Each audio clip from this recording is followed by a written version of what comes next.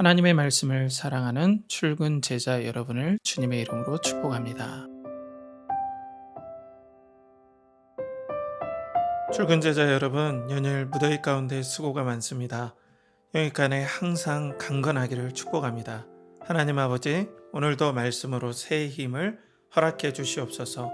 예수 그리스도의 이름으로 기도하옵나이다. 아멘.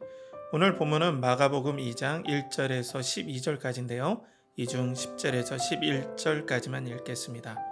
그러나 인자가 땅에서 죄를 사하는 권세가 있는 줄을 너희로 알게 하려 하노라 하시고 중풍병자에게 말씀하시되 내가 내게 이르노니 일어나 내 상을 가지고 집으로 가라 하시니, 주님께서는 갈릴리 지역에 복음 사역을 성공적으로 마치고 다시 선교 베이스 캠프인 가버나움으로 돌아오십니다.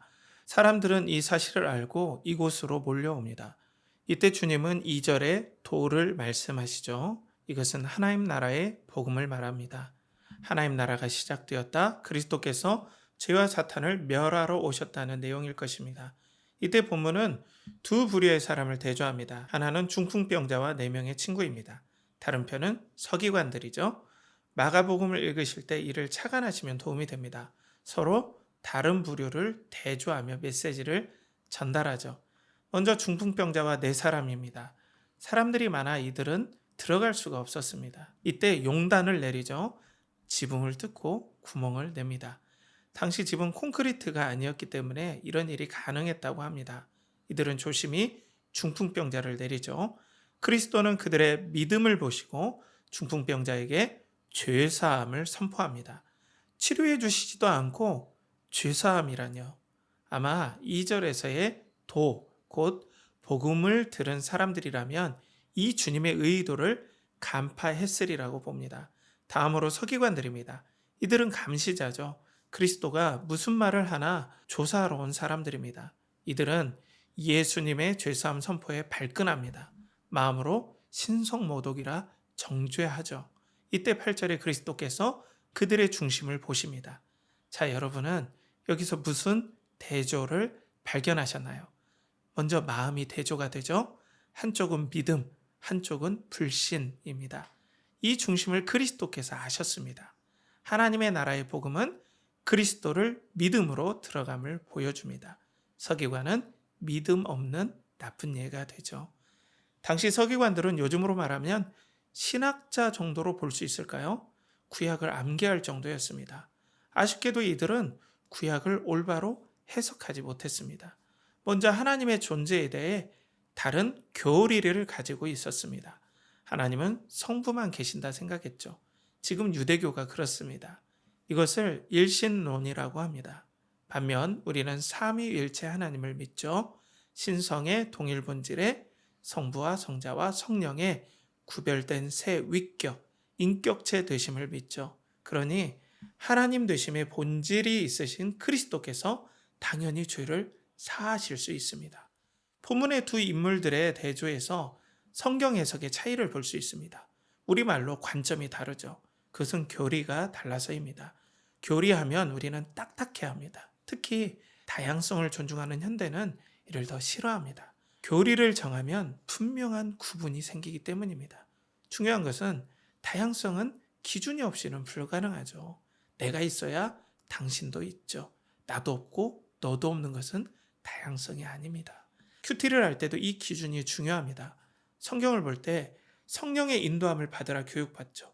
맞습니다. 하지만 오늘 본문도 성령의 감동으로 기록되었죠. 그 내용은 지극히 교리적입니다. 다른 말로 그리스도께서는 하나님께서 어떤 분이신지 말씀을 통해 드러내시죠. 그 관점을 가지고 구약 성경을 해석하시면서 하나님 나라 복음을 전하시는 거죠. 제2위격이신 성자께서 참 하나님과 참 사람 되심을 통해서만 하나님 나라가 시작된다. 그 성자께서 죄사함을 위해 오셨다. 이런 관점이죠. 이 관점이 오늘 메시지에 녹아있죠. 반대로 이런 기준 없이 큐티를 하면 문제가 생깁니다. 그날 읽은 말씀을 느낌의 기준으로 해석하죠. 귀납법적 큐티도 동일합니다. 관찰, 해석, 느낀 점 적용으로 되어 있죠. 관찰해서 요약하고 이를 해석합니다. 해석에는 분명한 기준이 있어야 하죠. 이것을 교리가 담당합니다. 교리 없이 이날은 이렇게 다른 날은 저렇게 해석하면 신앙에 대혼란을 줍니다. 물론 적용도 달라지고요. 교리가 이렇게 중요합니다. 그래서 배워야 하지요.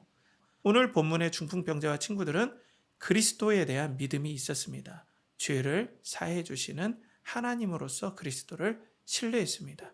그리스도께서 말씀하시는 하나님과 구원을 믿었죠. 반면 서기관들은 복음의 관점을 거부했죠. 이때 그리스도께서 말씀하십니다. 죄 사함을 받으라는 말과 일어나 상을 가지고 걸어가라 하는 말 중 어느 것이 쉽겠느냐? 출근 제자 여러분, 어느 말이 더 쉬울까요? 둘 다 어렵죠. 굳이 보여줘야 한다면 죄사함의 선포가 더 부담이 없겠죠. 이때 주님께서 중풍병자에게 말씀하시죠.